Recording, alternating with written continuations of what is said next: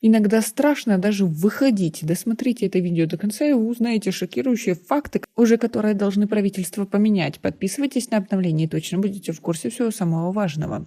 7 апреля сотрудники госавтоинспекции провели совместный рейд на улице Сино, рядом с больницей Шифабахш, на рынке Карвон.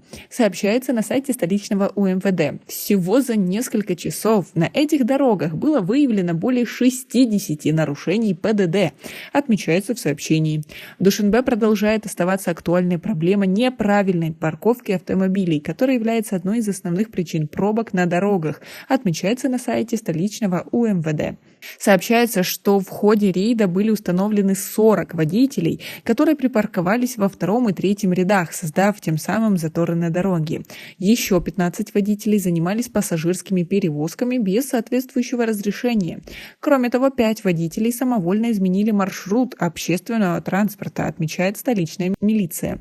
Также в сообщении говорится о том, что многие водители компаний такси совершают нелегальную работу на дорогах столицы, не имея соответствующего разрешения. Таких граждан собралось в количестве 90 водителей. Против всех нарушителей составлены административные протоколы. УМВД отмечает, что и впредь будут проводиться аналогичные рейды в целях искоренения этих нарушений и установления порядка на столичных дорогах. По данным МВД Республики Таджикистан, в стране за прошлый год было зарегистрировано 1096 ДТП, в которых погибли 416 человек. Как вы относитесь к положению водителей на дорогах и пешеходов особенно, и к тому, что многие работают в такси нелегально, не имея на это разрешения.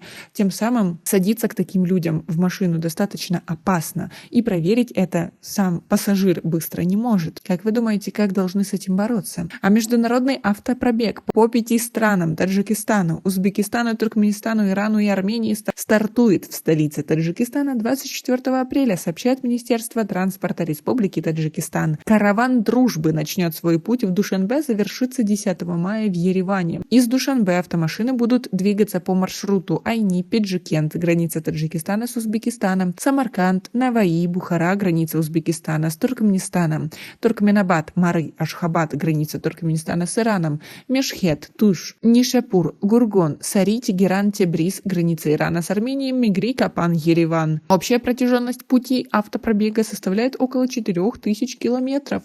В рамках международного автопробега запланировано проведение 5 международных научно-практических конференций в Душанбе, Самарканде, Ашхабаде, Тегеране и Ереване, а также передвижной международный семинар, освещение и встречи с дорожной общественностью на местах, направленные на изучение и популяризацию автодорожного дела, проектирование, строительство и эксплуатацию автомобильных дорог, мостовых сооружений, повышение безопасности дорожного движения, а также укрепление дружбы и сотрудничества между странами и народами Таджикистана, Узбекистана, Туркменистана, Ирана, Армении и других стран. Организаторы автопробега также запланировали демонстрацию туристических возможностей стран во время движения по маршруту каравана дружбы. По ходу движения международного автопробега будут вручены кубки, медали, дипломы, грамоты участникам международного автопробега, а также награды МСД, исполкома СНГ и других общественных отраслевых организаций, ведомств, поддерживающий международный пробег. Как вы относитесь к такой идее популяризации нашей страны таким образом? У нас пока на этом все. Оцените наше видео подпиской и лайком. До скорой встречи!